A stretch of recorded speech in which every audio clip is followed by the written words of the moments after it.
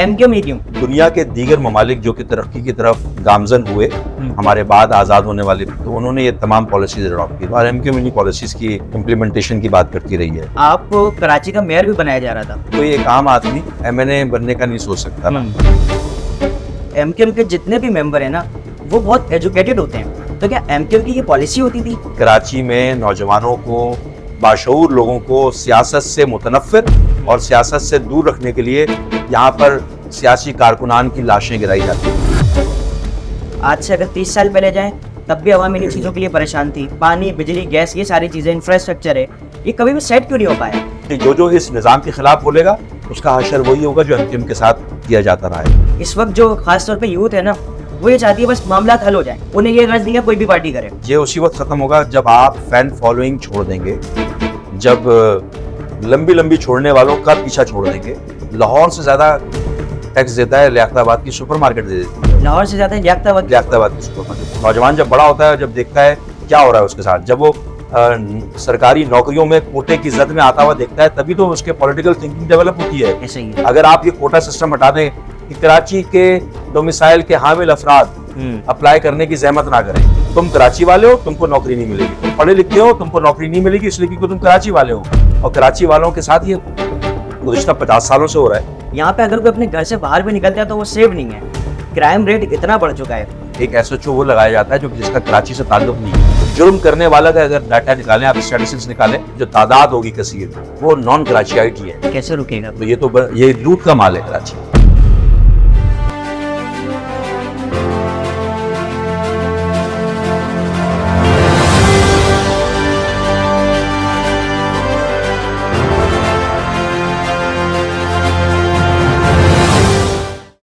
अस्सलाम वालेकुम वरहमतुल्लाह।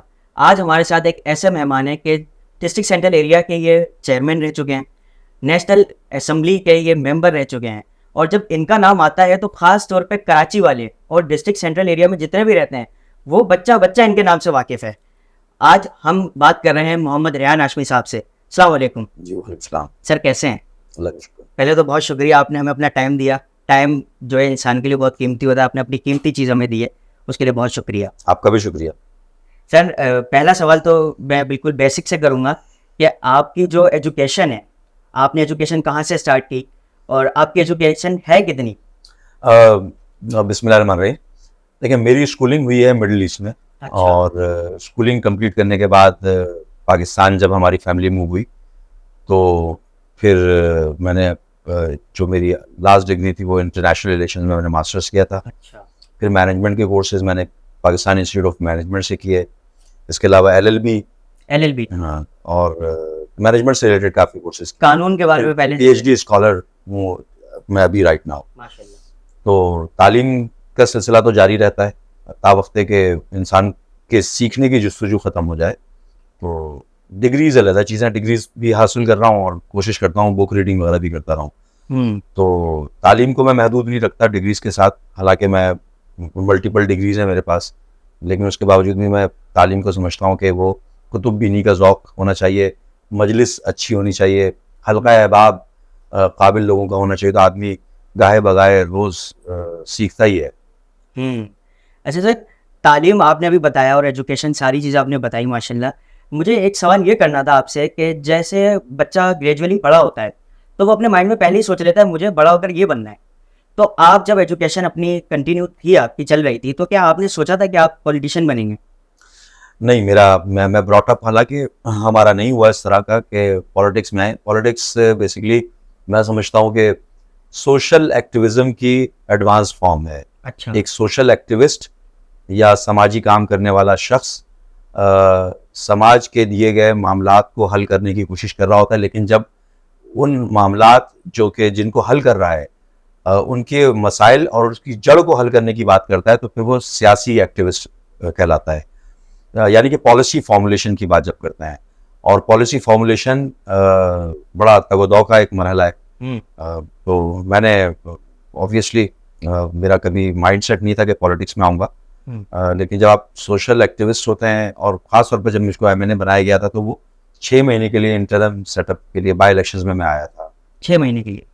उसके बाद फिर मैं जनरल इलेक्शंस में दोबारा मुझको एमएनए में बना, फिर डिप्टी पार्लियामानी लीडर बनाया गया मैं, अच्छा, और दिलचस्प बात यह है कि जब एमएनए बना उसके 2 महीने बाद ही कराची के ऑपरेशंस का आगाज हो चुका था। तो जो यहाँ पर क़यादत थी वो अमूमी तौर पे उनमें से मौजूद नहीं थे लोग। तो ऑब्वियसली क्योंकि हम न्यू कमर थे तो हमने वो जगह संभाली जहाँ पर जिसकी ज़रूरत थी।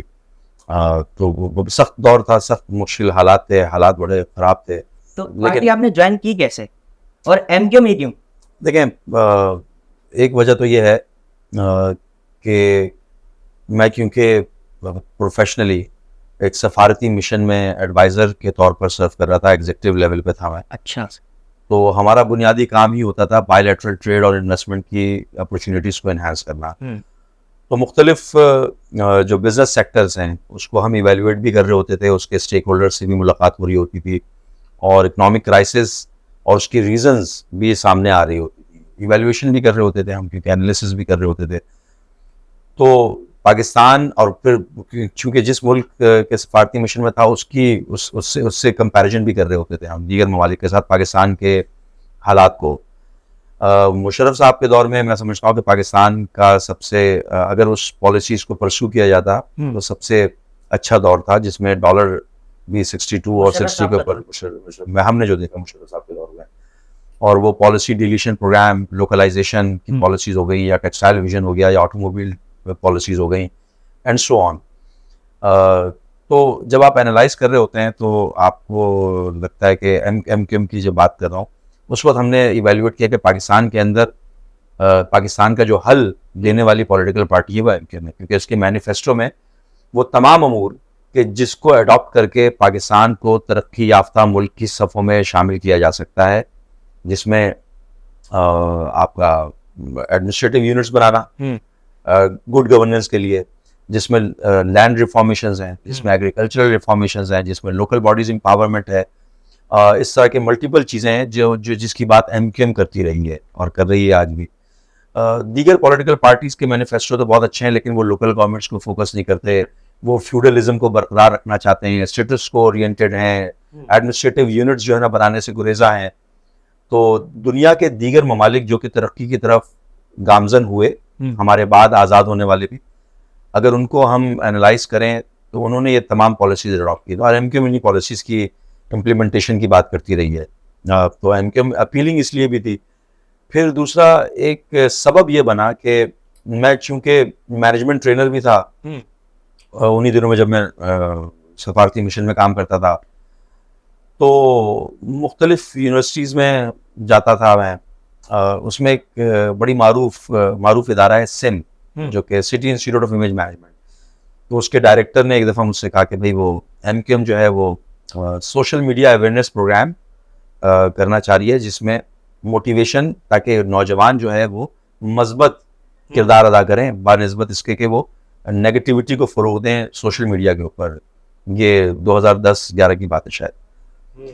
तो मैं उस प्रोग्राम में मैंने ऑफ़र की, मैंने कहा ठीक है मैं अपनी सर्विसेज देता हूँ फ्री ऑफ कॉस्ट, और जो भी बेस्ट पॉसिबल होगा मैं इंशाल्लाह आपको सर्व करूँगा। तो मैंने 26 जगहों पर, जिसमें हर एक सेमिनार में तकरीबन 2,500 से 3,000 नौजवान लड़के लड़कियाँ मौजूद थे, तो वहाँ से मैं मुतारिफ हुआ एमक्यूएम में। अच्छा। और उसके बाद टर्निंग पॉइंट था। हाँ, ये टर्निंग पॉइंट था, जिसमें फिर और उसके बाद सर एमक्यूएम की लीडरशिप ने ये जब बाई इलेक्शंस का वक्त आया तो उस वक्त मुनासिब समझा कि मुझे वो ये अपॉर्चुनिटी दें, और मैंने ऐसे तरीके से निभाने की भी कोशिश की। आपको कराची का मेयर भी बनाया जा रहा था? जी, जब मैं डिप्टी पार्लियामानी लीडर था नेशनल असेंबली में, तो उस वक्त मुझे तो जो क़यादत थी उसका फ़ोन आकर बताया गया कि भाई आपको रिज़ाइन करना होगा, क्योंकि हमने सेलेक्ट किया है आपका मेयर कराची के लिए। अब उसके बाद क्या हुआ मुझे नहीं मालूम, क्योंकि मैं अगर एक आम आदमी होता और जिस तरह भले से एग्जीक्यूटिव पोस्ट पे मैं काम कर रहा था माजी में, लेकिन उसके बावजूद भी कोई एक आम आदमी एमएनए बनने का नहीं सोच सकता ना, या तो आप ट्रेडिशनल पॉलिटिशियन हो। तो मैंने कहा कि भाई तुम आप लोगों की मर्जी है, आप लोग बनाए, रिज़ाइन दें या नहीं बनाए। तो उस वक्त था, लेकिन उसके बाद पार्टी ने डिसाइड जो भी किया आपके सामने। तो सर जब बंदा पार्टी में आता है, वैसे आजकल अगर किसी को 4 लोग जाने लगे तो वो थोड़ा सा जो है ना फ़ख्र में आ जाता है, थोड़ा उसका कॉलर जो है ना वो आप समझे कि गर्दन में थोड़ा सा सरिया आ जाता है। तो जब आपको ये सारी चीज़ें मिली, सारी अपॉर्चुनिटीज़ मिली, आपको एमएनए भी बनाया गया, सारी चीज़ें हुई, तो क्या आपने अपने एटीट्यूड पे थोड़ी सी चेंजेस देखी? जो ये तो मेरे करीबी जानने वाले बताएंगे आपको कि मैंने क्या तब्दीली रूनुमा हुई। लेकिन चूंकि मैं अल्लाह का रब्बुल इज़्ज़त का बड़ा एहसान है कि अब प्रोफेशनली भी जहाँ जहाँ रहा हूँ वहाँ पर एग्जीक्यूटिव लेवल पे रहा हूँ, हेड करता रहा हूँ इदारों को। तो वो जो मैनेजमेंट की जो खासियत होती है या जो उसके अफकार व ख्यालात होते हैं वो थे पहले भी उसी अपने दायरा कार बनाया हुआ था हमने। तो दायरा कार जिनका बना हुआ हो तो वो अपने दायरे से बाहर नहीं निकलते। और मेरे वाले साहब चूँकि वो खुद भी all India Muslim league national guard के रुकन थे, गवर्नमेंट ऑफ पाकिस्तान ने उनको नेशनल लेवल पर गोल्ड मेडल से भी नवाजा, बड़े सच्चे पक्के पाकिस्तानी।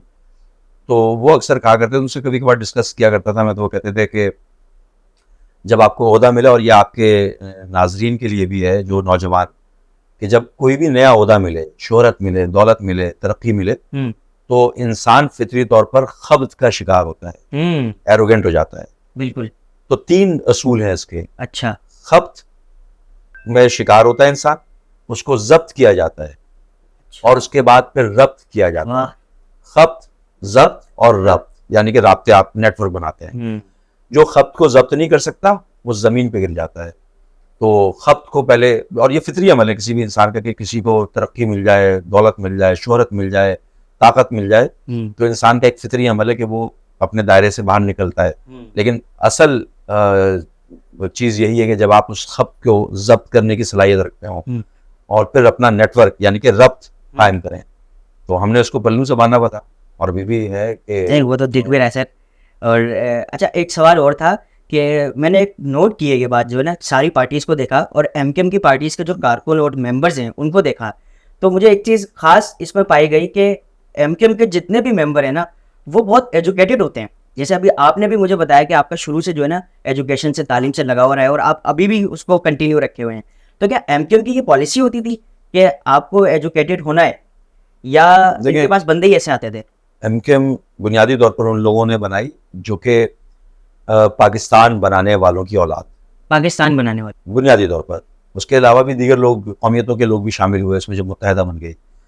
और आप अगर एनालाइज करें तो एमकेएम बनाने वाले पायनियर्स जो थे उसमें पढ़ने लिखने वाले नौजवान मौजूद थे। मिसाल के तौर पर doctor Khalid Maqbool Siddiqui, doctor Ishratul Ibad, doctor Imran Farooq and so on, बहुत सारे लोग हैं।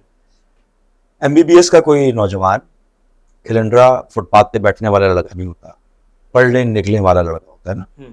पढ़ने लिखने वाले लोग होते हैं जो अपने 20 साल या 21 साल की उम्र में अगर ये महसूस कर रहे हैं कि हमें पॉलिटिकल मूवमेंट का हिस्सा बनना है, तो आप अंदाजा लगाएं कि कितने ज़ीशऊर लोग होंगे। तो ज़्यादातर लोग वही हैं जिनको शऊर है, जिन्होंने ज़हनी इर्तिक़ा के मनाजिल को तय किया हुआ है और मुआशरे में रहने वाले दीगर लोगों से बहुत ही ज़्यादा बेहतर हैं। क्योंकि कराची की पॉलिटिक्स करने के लिए आपको बड़ा जिगरा चाहिए। ये आपने खास तौर पर कराची का नाम लिया, इसके पीछे वजह? देखिए, बदकिस्मती से कराची जितना भी अताब का शिकार रहा ना माजी में भी, वो कराची के ही लोग रहे।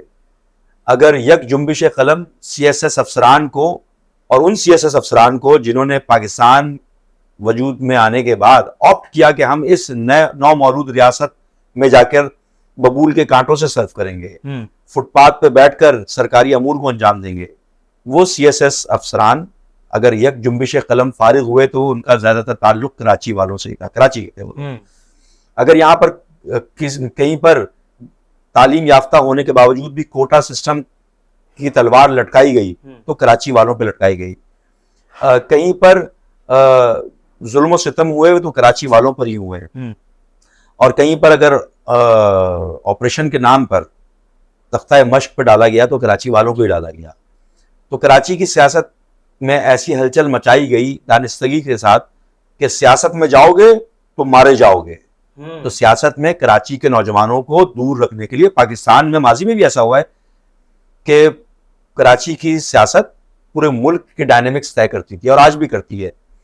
तो बिलखसूस लगता तो ऐसा ही है, गुमा ऐसा ही होता है कि कराची में नौजवानों को, बाशऊर लोगों को सियासत से मुतनफ़िर और सियासत से दूर रखने के लिए यहाँ पर सियासी कारकुनान की लाशें गिराई जाती रही, जिसमें एमकेएम ये क्लेम करती है और जो रिकॉर्ड पर भी हम मुख्तलिफ औकात में इनकम लाती रही है कि कई हज़ार कारकुनान को मार दिया गया।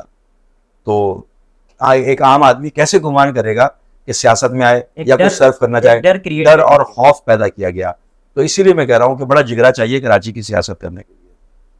अच्छा, ये पुराना जो दौर गुजरा है वो तो वाकई सब ने बहुत मुश्किल से फेस किया है और बहुत बुरा दौर था, लेकिन हमेशा से हम लोग देखते आ रहे हैं कि आज से अगर 30 साल पहले जाएं तब भी अवाम इन्हीं चीज़ों के लिए परेशान थी, आज भी अवाम उन्हीं चीज़ों के लिए परेशान है और लोग आते गए अपना काम करके जाते गए। तो वो जो बेसिक चीज़ें वो कभी कराची, जैसे मिसाल के तौर पर कराची का जो पानी, बिजली, गैस, ये सारी चीज़ें, इंफ्रास्ट्रक्चर है, ये कभी भी सेट क्यों नहीं हो पाया? मेरे अजदाद की कुर्बानियों का सिला सब ने पाया और रात को सोए हुए लोगों ने सुबह वतन पाया। जब तश्तरी में आप सोते हुए लोगों को वतन दे देंगे और अंग्रेज अपने, ये बोलने पर मजबूर हुए, ताबेदारों को ये नवाज के जाएगा, जिनको हुक्मरानी देकर जाएगा, जो जमहूरियत के बजाय फ्यूडलिज्म के निज़ाम के ऊपर चलेंगे, जो लैंड रिफॉर्मेशन एक हारी को उसका हक देने के बजाय हारी की नुमाइंदगी एक जमींदार और जागीरदार और वडेरा कर रहा है असेंबली में, मजदूर की नुमाइंदगी एक सनतकार कर रहा है। तो ऐसी सियासत, ऐसी जमहूरियत में आप क्या समझते हैं, क्या तवक्का करते हैं कि, तो हम यही तो बात कर रहे हैं कि पाकिस्तान जिन मकासद के लिए बनाया गया था तो उनकी औलादों को आपने इबरत का निशान बनाया, तो ये क्या मैसेज दे रहे हैं आप? और पाकिस्तान या आज़ादी की जद्दोजहद करने वाले लोगों को पकड़वाने वालों की औलादों को हुकूमत देकर चले गए ब्रिटिश राज, ब्रिटिश साम्राज्य, और आज तक ब्रिटिश कवानीन का इतलाक है। तो हम बज़ाहिर आज़ाद हुए हैं, वैसे तो आज़ाद नहीं है, तो हम तो कवानीन भी उनका नाफुजुल अमल है, उनके कवानीन पे भी अमल कर रहे हैं, उनके लाडलों के औलादों के ज़ेर निगरानी हम आवाम जो है ना पिस रही है। तो वो क्यों कर चाहेगा कि आवाम को रिलीफ मिले? ये तो रिलीफ का सिर्फ झांसा दिया जाता है, बाकी जो इस निज़ाम के खिलाफ बोलेगा उसका हशर वही होगा जो एमकेएम के साथ किया जाता रहा है। अच्छा, तो सर मैं एक बात ये नोट करता हूँ, आजकल सोशल मीडिया का दौर है तो हर चीज़ जो है ना सामने आ जाती है। इस वक्त जो खास तौर पे यूथ है ना, वो ये चाहती है बस मामला हल हो जाए, किसी भी तरीके से हमारा काम अच्छे हो जाए, हमारे एजुकेशन सिस्टम अच्छा हो जाए, हेल्थ का सिस्टम अच्छा हो जाए। उन्हें ये गर्ज नहीं है कोई भी पार्टी करे, वो कहते हैं कोई भी आ जाए। देखिए, यूथ को भी चाहिए ना कि जी शऊर होकर एनालाइज करें, अच्छा, चीज़ों को देखें ना, कौन पाकिस्तान को बेहतर बनाने के लिए कौन सी पॉलिसीज होनी चाहिए, ठीक है, और पाकिस्तान को बेहतर बनाने के लिए पॉलिसीज की बात कौन कौन कर रहा है। सर बात तो सभी करते हैं, बेताबी नहीं बात कैसे होगा? मिसाल के तौर पर अगर मुझको आपके इस और स्टूडियो से बाहर निकलना है तो मैं दरवाजा खोलूंगा तभी तो जाऊंगा ना। जी, मैं खिड़की के रास्ते तो नहीं जाऊंगा या शीशा तोड़ के तो नहीं जाऊंगा ना। ठीक है, मतलब सही रास्ता, कौन सा रास्ता है जिसको इख्तियार करना है जी। अब वो पॉलिटिकल पार्टीज अपनी मैनिफेस्टो में देती हैं, नौजवान मुस्तरब हैं, पाकिस्तान को छोड़कर जाने के लिए तैयार हैं, क्योंकि उनको मतलब नाउमीदी की कैफियत तारी हो गई है ना उनकी, पढ़े लिखे लोगों की खास तौर पर। तो ये उसी वक्त ख़त्म होगा जब आप फैन फॉलोइंग छोड़ देंगे, जब लंबी लंबी छोड़ने वालों का पीछा छोड़ देंगे और प्रैक्टिकल बात करने वाले लोगों का हाथ बनेगा, बल्कि खुद भी पार्टिसिपेट करेंगे पॉलिटिक्स में। सर खुद कैसे पार्टिसिपेट करेंगे? लोगों इतना डर, जैसे भी आपने बात की थी कि उस वक्त लोगों को डराया गया था। आजकल तो पॉलिटिकल एक माहौल जो ये क्रिएट हुआ है कि किसी भी पॉलिटिशियन को कोई सही मानता ही नहीं है। जैसे ही कोई आएगा ना कि भाई डॉक्टर है, तो डॉक्टर का एक अलग बंदा स्केच खींचता है, चलो अच्छा आदमी, शरीफ है, पढ़ा लिखा है। लेकिन मैं समझता हूँ कि जो पॉलिटिशियन एक शोबा है वो कितना अच्छा शोबा है कि वो पूरे मुल्क को सर्व करता है, लेकिन इस शोबे के बारे में जो लोगों के ख्यालात हो गए हैं वो बड़े नेगेटिव हैं। देखिए, पॉलिटिक्स जो ना पैशन हो सकता है, आपका प्रोफेशन नहीं हो सकता ना। मिसाल के तौर पर खालिद महबूब सिद्दीकी भाई जो हैं वो डॉक्टर हैं बेसिकली, ठीक है, लेकिन साथ में क्योंकि कम्युनिटी को सर्व कर रहे हैं तो पॉलिटिक्स भी कर रहे हैं, ठीक है ना।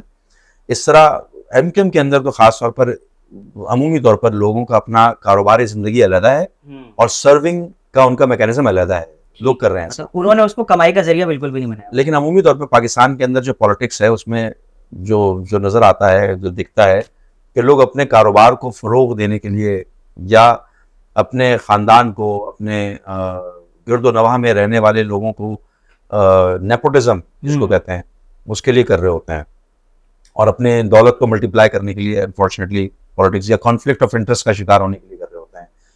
तो लेकिन बहरहाल क्योंकि अर्बन पॉलिटिक्स कराची की, हैदराबाद वगैरह की पॉलिटिक्स बहुत मुख्तलिफ है।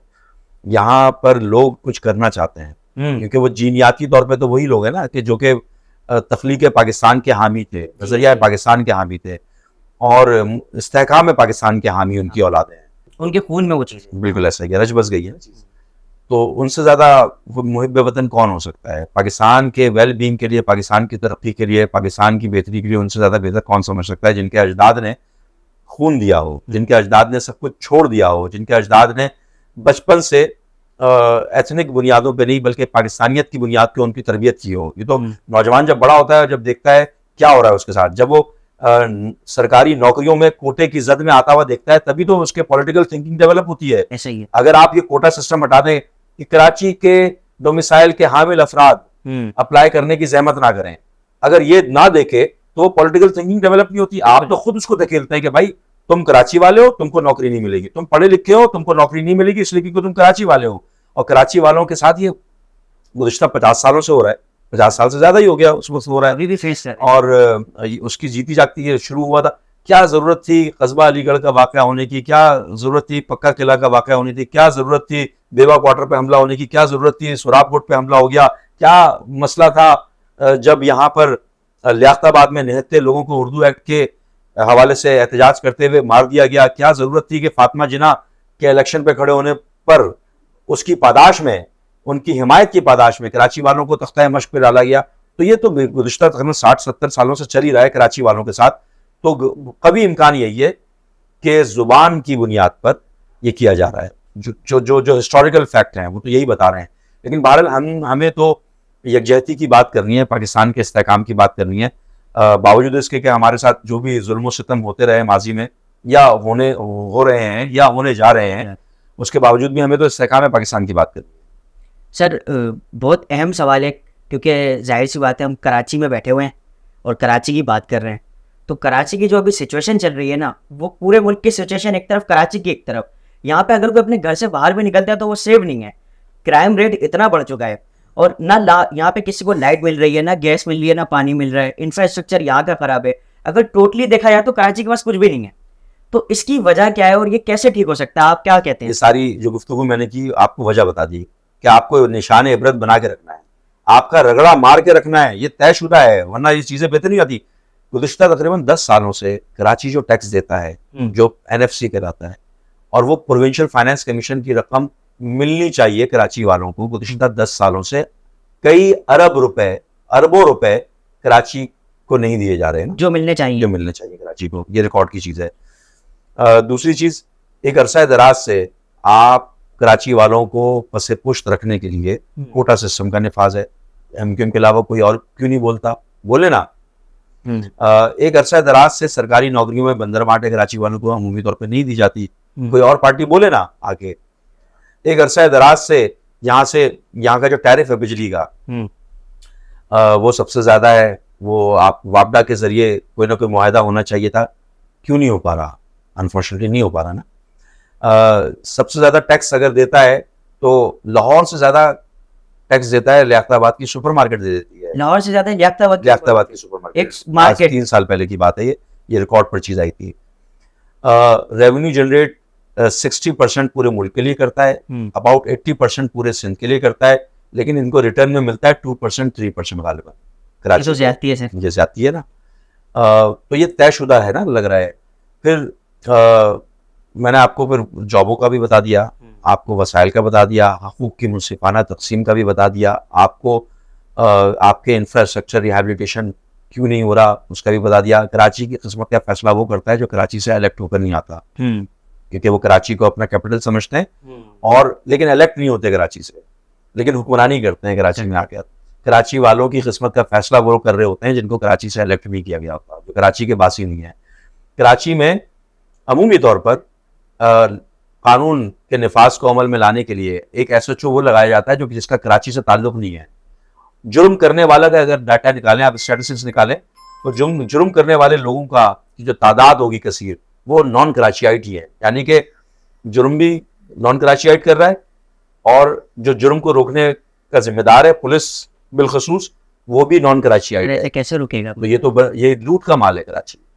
हमें लूट का माल, भेड़ बकरी, जानवर समझ लिया गया है। चाहे वो टैक्सेस लगाकर अपनी एक्सरसाइज करें, चाहे वो लूट कर एक्सरसाइज करें, चाहे वो कत्ल करके करें। जितने नौजवान गुज़िश्ता 4 महीने में स्नैचिंग के दौरान स्ट्रीट क्राइम में शहीद हो गए, मारे गए, कोई मुदावा है उसका? कोई बोलते हुए नजर आ रहा है? तो क्या कर रहे हैं ये लोग? हमें कराची वालों को क्यों नहीं इजाजत दी जा रही कि हम अपने इलाकों में बैरियर खुद लगा लें, चौकीदारी निजाम को नाफिज, मोहल्ला कमेटियां बना लें? क्यों नहीं? हम नहीं कर सकते क्या? सर अक्सर तो ऐसा होता है, अगर कोई कंप्लेन भी करवाने जाता है तो कंप्लेन भी नहीं होती। क्योंकि आप लूट का माल है ना।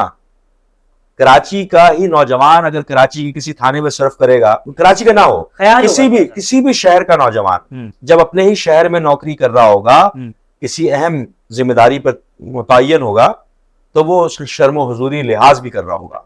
आप जाके कराची का कोई जाके लगाए ना, किसी कहीं पे पतारा लगा ले, किसी और शहर में जाके नौकरी कर ले, किसी म्यूनिसिपल इदारे में जाके नौकरी लेकर तो दिखाए। लेकिन कराची का में आना सबका हक है। कराची में आके पतारे भी लगाने हैं, रेहड़ियां भी लगानी है, ट्रांसपोर्ट का बिजनेस भी होना है, बेहंगम ट्रैफिक भी जाम होना है, नौकरियां भी लेनी है, और यहाँ पर लूटमार भी होनी है। लेकिन कराची वाला नौजवान जाके कहीं पर कोई ठेला भी नहीं लगा सकता। और ये रिकॉर्ड की बात बता रहा हूँ आपको, अनफॉर्चुनेट है ये बहुत ज्यादा, ये मुतासिबाना तर्ज है हमारे। सर इसमें एक बात मुझे और समझ में आई, मिसाल के तौर पे अगर अभी कोई मुझे थप्पड़ मार रहा है, मैं खामोश हूँ, वो मुझे फिर मार रहा है, मैं फिर खामोश हूँ, तो बार बार मारने पे भी अगर मैं खामोश हूँ तो क्या ये मेरी गलती नहीं है? अगर कराची वालों के साथ ये हो रहा है और कराची वाले खामोश हैं, तो आपको देखिए, कानून को हाथ में नहीं लेना, दिफा का हक सबको है। तो कानून जो है आपको हक देता है दिफा का। दिफा कैसे करें? देखें, अब या तो हम कई मुख्तलिफ फॉर्म पे बोलते रहे, अगर तो हुकूमत यह ऐलान कर देना कि हम नाकाम हैं, हम नहीं कर सकते। वैसे तो सिंध हुकूमत नाकाम ही है, इनकी लॉ एंड ऑर्डर में नाकामी की वजह से, क्योंकि 18वीं तरमीम के लिहाज से लॉ एंड ऑर्डर सब्जेक्ट है सूबाई हुकूमत का। सूबाई हुकूमत नाकाम हुई तभी तो पैरामिलिट्री फोर्स यानी कि रेंजर्स की डिप्लॉयमेंट अपनी नाकामी की वजह से तो लगाई है उन्होंने ना। और रेंजर्स को इख्तियार भी नहीं दे रहे। रेंजर्स को पुलिस वाले इख्तियार दे दें, या तो रेंजर्स को बेख्तियार रखा हुआ है, लॉ एंड ऑर्डर अपने हाथ में रखा हुआ है, कंट्रोल कर नहीं पा रहे हैं। ऐसी सूरत हाल में कराची वालों के पास जिम्मेदारी है, और ये किसी भी मुआशरे में होता हो, तो या तो हुकूमत लाइसेंस्ड असलहा एलोकेट करना शुरू करे, मोहल्ला कमेटियाँ, पुलिस लाइजन कमिटीज इसका क़याम अमल में लेकर आना शुरू हो, मुख्तलिफ जगहों पर चौकीदारी निज़ाम को मुतारिफ कराया जाए। अगर आपके पास, आप नहीं कर सकते ना, आप ना अहली आदमी, तो आप इसको किसी न किसी मैकेनिज्म से इसको हल करने की कोशिश करें। कोशिश तो करें, कोशिश करेंगे तभी कोई सुधार आएगा, कोई बेहतरी आएगी। अच्छा सर, इतनी सारी सीरियस बातें हुई, सोशल इश्यूज़ पे भी बात हुई, तो मेरा एक और सवाल था कि आप कभी परेशान होते होंगे ये सारी चीज़ों से जब गुजरते हैं, तो इंटरटेनमेंट हर इंसान को चाहिए होती है। तो आपकी ज़िंदगी में इंटरटेनमेंट के लिए क्या ऐसी एक्टिविटी क्या करते हैं आप? मूवीज़ देखते हैं, ड्रामाज देखते हैं, क्या करते हैं सर जो आप इंटरटेन हो सके? मूवीज और ड्रामा तो बहुत दूर की बात है, क्योंकि हम तो वो कैरेक्टर हो चुके हैं जिन कैरेक्टर्स की मूवी बनती है। ये बात तो सही है, जिसमें खून भी है, मुसीबतें भी हैं, जेल भी है, सब कुछ है, इक़्तिदार भी है, सब कुछ है। तो मूवीज और ड्रामे वगैरह तो मैं टाइम ही नहीं होता। हाँ, अलबत्ता यह है कि स्पोर्ट्स वगैरह थोड़ा बहुत करता रहा हूँ माजी में भी, और अभी भी थोड़ा बहुत करता हूँ। किसी के बाद गोल्फ, कभी कभी अभी इस उम्र में तो आगे तो गोल्फ ही थोड़ा बहुत खेलते हैं, या फुटबॉल खेल लेते हैं। माजी में मैं मिक्स मार्शल आर्ट्स वगैरह करता रहा हूँ, बॉक्सिंग करता रहा हूँ। तो पुरानी बात है, 30-35 साल पुरानी बात है। तो अच्छा, अभी भी मैं मुख्तलिफ गेम्स की सरपरस्ती ज़रूर करता हूँ। अच्छा, ताइक्वांडो है, उसमें फेंसिंग है, शमशीर जनी। मैं एंड में चाहूँगा कि आप जो है ना हमारी पब्लिक को, हमारी यूथ को कोई मैसेज दें। देखिए, नौजवानों के लिए ख़ास तौर पे मैं मैसेज देना चाहूँगा कि अपने वक्त की कदर करें। वक्त सबसे कीमती चीज़ है, और अपनी सोहबत को अच्छे लोगों से भरें, क्योंकि सोहबत की वजह से ही आप अगर अफकार व ख्यालात, आपके रुझानात का पता चलता है। दूसरा ये कि बाअदब रहें, क्योंकि तालीमी सरगर्मियों को आगे बढ़ाने की कोशिश करें। और सबसे इम्पोर्टेंट चीज़ ये है कि अपने 5 साल का, 10 साल का प्लान ज़रूर बनाएं, यानी कि गोल्स ज़रूर सेट करें। आप गोल सेट नहीं करेंगे तो आप कुछ हासिल नहीं कर सकते। Thank you sir, thank you so much.